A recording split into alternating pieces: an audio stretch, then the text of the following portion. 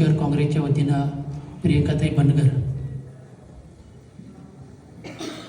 जास्त वेळ काय बोलणार नाही. माझ्या वडिलांचे त्यांचे 1983 पासूनचे कौटुंबिक संबंध होते. मी 21 तारखेला म्हणजे मागच्याच बुधवारी 2 आठवड्यापूर्वी माझ्या वडिलांबरोबर मी उपनगराध्यक्ष झाल्यामुळे त्यांचा आशीर्वाद आणि त्यांचं मार्गदर्शन घेण्यासाठी गेलो होतो.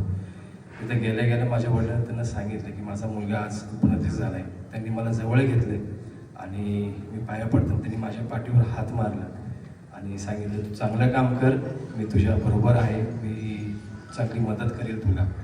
आणि त्याचबरोबर मी सांगितले की आमचे सगळे जे नगरसेवक आहे आम्ही तुम्हाला भेटायला येऊ. त्यावेळेस त्यांनी आवर्जून सांगितले की तुम्ही 6 तारखेनंतर आम्हाला भेटायला या. पण ती 6 तारीख कधीच येणार नाही हे आज सांगायला मला जड वाटते.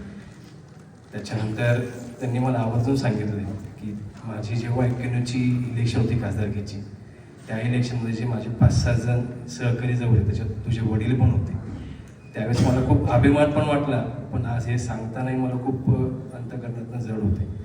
मी माझ्या स्वतःच्या वतीनं, माझ्या गादिया परिवाराच्या वतीनं, श्री प्रकाश धारेवालच्या वतीनं भावपूर्ण आदरांजली वाहतो.